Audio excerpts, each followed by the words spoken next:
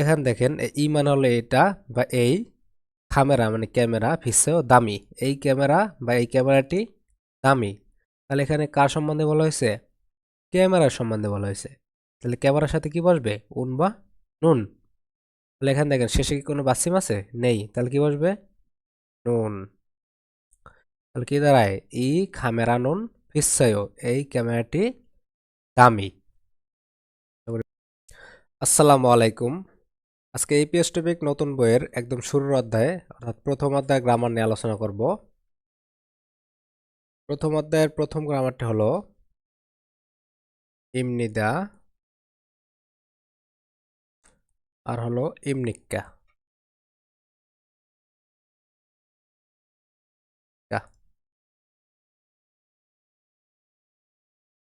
আমরা প্রথমে ইমনিতেটা শিখব।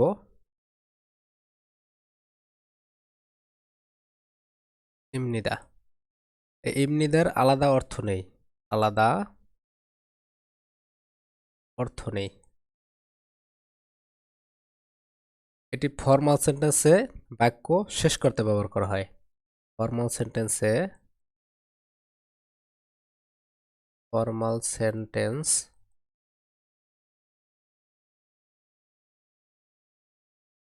বাক্য শেষ করতে ব্যবহার করা হয়। করতে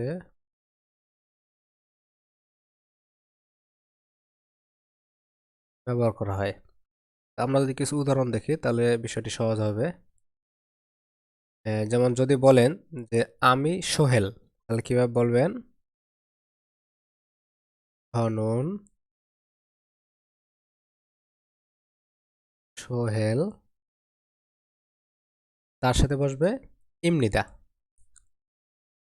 ইমদা। এখানে দেখেন ঝনন মানে হলো আমি, আর সোহেল হলো একজনের নাম, তার সাথে কি বসবে? ইমনিদা বসবে। ঝনন সোহেল ইমনিদা, আমি সোহেল। যদি বলেন যে ঝনন সোহেল, তাহলে এটা ভুল হবে, এর সাথে কি বসাতে হবে? ইমনিদা বসাতে হবে। ওকে, আশা করি বুঝতে পারছেন। এরপর যদি বলেন যে আমি ছাত্র, তাহলে কিভাবে কিভাবে বলবেন? ঝনন হাকস্যাং, হাকস্যাং, আমি ছাত্র। ঝনন মানে আমি আর হাকস্যাং মানে ছাত্র, তার সাথে কি বসাতে হবে? ইমনিদা বসাতে হবে। ইম ইদা। ঝনন হাকস্যাং ইমনিদা, আমি ছাত্র। ইমনিদার কোনো আলাদা অর্থ নাই, এটি ফর্মাল সেন্টেন্সে বাক্য শেষ করতে ব্যবহার করা হয়েছে। আশা করি বুঝতে পারছেন। তারপর যদি বলি যে আমি বাংলাদেশি মানুষ, তাহলে কিভাবে বলবো? ঝনন বাংলাদেশি, বাংলাদেশি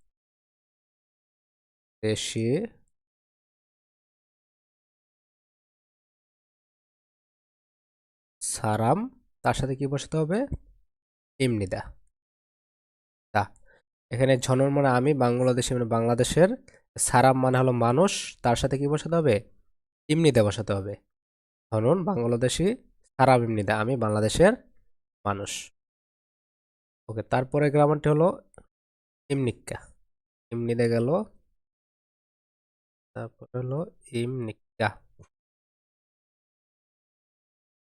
এরও আলাদা অর্থ নেই, আলাদা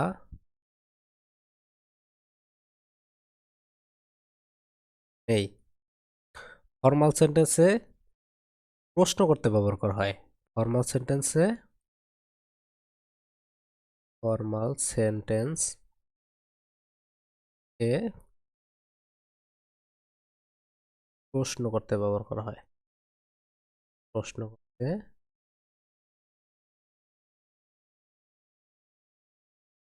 ব্যবহার করা হয়। যেমন আপনি যদি বলেন যে আপনি কোন দেশের মানুষ, তাহলে কিভাবে বলবেন? অনু নারা ছাড়াম, তার সাথে কি বসবে? ইমনিক্কা। ইমনিক্কা, আর ইমনিক্কা যদি বসে তাহলে সামনে কি বসবে? প্রশ্নবোধক চিহ্ন বসবে। অর্থাৎ এই ইমনিক্কা দ্বারা প্রশ্ন করা বোঝাইছে। এই অনু মানে হলো কোন, নারা মানে দেশ, সারাম মানে মানুষ। কোন দেশের মানুষ, তার সাথে ইমনিককে বসছে প্রশ্ন করতে। অনু নারা সারাম ইমনিক্কা, কোন দেশের মানুষ। অনু নারা সারাম ইমনিক্কা, কোন দেশের মানুষ। ওকে, ইমনিক্কা দ্বারা কি কি বোঝাইছে তাহলে? প্রশ্ন করা বোঝাইছে। ওকে, তারপর যদি বলেন যে আপনি কি ছাত্র বা ছাত্র কি, তাহলে কিভাবে বলবেন? আকস্যাং, আকস্যাং মানে হলো ছাত্র, আর প্রশ্ন করার জন্য কি কি ব্যবহার করতে হবে? ইমনিককে ব্যবহার করতে হবে। ইম, অর্থাৎ আপনি কি হাকসাং ইমনিক্কা, আপনি কি ছাত্র বা ছাত্র কি? আশা করি বুঝতে পারছেন। এটি গেল গ্রামার অন। তারপর গ্রামার গ্রামার টু। গ্রামার টুতে হলো উন অথবা নুন। এই উন অথবা নুন এর আলাদা অর্থ নেই, আলাদা অর্থ নেই। এই উন অথবা নুন টপিক পার্টিকেল হিসেবে পরিচিত। কি হিসেবে পরিচিত? Topic particle. Topic particle.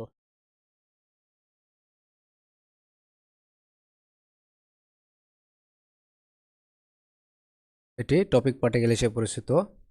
আমাদের যে নতুন টেক্সট বুক আছে, এটি দেওয়া আছে উন বা নুন নাউনের সাথে বসে, তবে নাউনের বাইরেও সাবজেক্টের সাথেও বসে।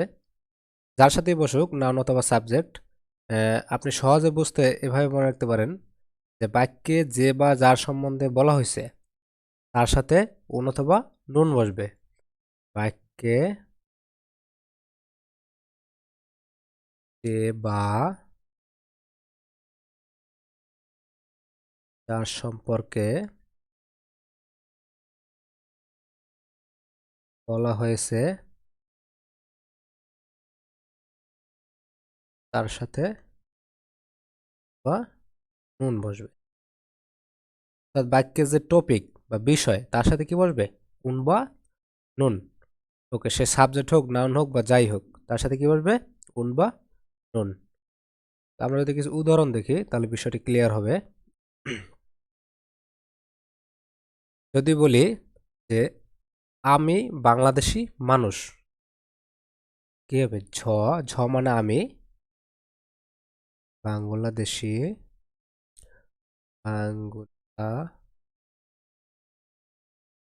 বাংলাদেশি ছাড়াম ইমনিদা। ঝ বাংলাদেশি সারাম ইমনিদা। ঝ মানে আমি, বাংলাদেশের, সারাম ইমনিদা মানে হলো মানুষ। আমি বাংলাদেশের মানুষ। তাহলে এখানে কার সম্বন্ধে বলা হয়েছে? আমার সম্বন্ধে বলা হয়েছে। তাহলে আমার সাথে কি বসবে? উন অথবা নুন।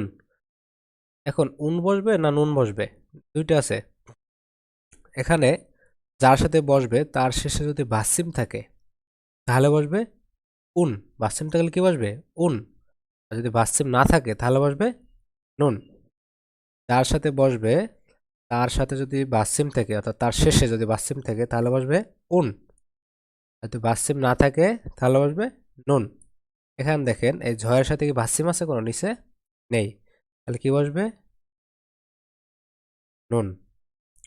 তাহলে কি দাঁড়ায়? ঝ নুন বাংলাদেশি সারামনিদা, আমি বাংলাদেশের মানুষ। এই নুন এর আলাদা অর্থ নেই। ওকে, আশা করি বুঝতে পারছেন। এরপরে যদি বলি এটা চাবি, তাহলে হবে ইগত। ইগত মানে হলো এটা, আর চাবি হলো ইয়লস হয়ে, ইয়ল হয়ে লাস্টে বসবে, বাক্য শেষ করতে বসবে ইদা দা। ওকে, ইগত ইয়লস ইমনিদা। ইগত মানে হলো এটা, ইয়লস ইমনিদা মানে চাবি, এটা চাবি। তাহলে এখানে কার সম্বন্ধে বলা হয়েছে? এটার সম্পর্কে বলা হয়েছে যে এটা চাবি। তাহলে এটার সাথে কি বসবে? উন অথবা নুন। এটার কোরিয়ান হলো ইগত। তাহলে ইগতের শেষে কি আছে? বাসিম আছে। দেখেন এই যে শিওত বাসিম আছে, তাহলে কি বসবে? উন বসবে, উন। তাহলে কি দাঁড়ায়? ইগসুন ইয়লসো এমনিদা, এটা চাবি। ইগসুন ইয়সু এমনিতে এটা চাবি। আশা করি বুঝতে পারছেন। তারপরে যদি বলি যে এই ক্যামেরাটি দামি, তাহলে ই খামেরা খামেরা দামি মানে হলো ফিসায়ো সায়ো। ওকে, এখানে দেখেন ই মানে হলো এটা বা এই, খামেরা মানে ক্যামেরা, ফিসায়ো দামি, এই ক্যামেরা বা এই ক্যামেরাটি দামি। তাহলে এখানে কার সম্বন্ধে বলা হয়েছে? ক্যামেরার সম্বন্ধে বলা হয়েছে। তাহলে ক্যামেরার সাথে কি বসবে? উন বা নুন। তাহলে এখানে দেখেন শেষে কি কোনো বাসিম আছে? নেই। তাহলে কি বসবে? নুন। তাহলে কি দাঁড়ায়?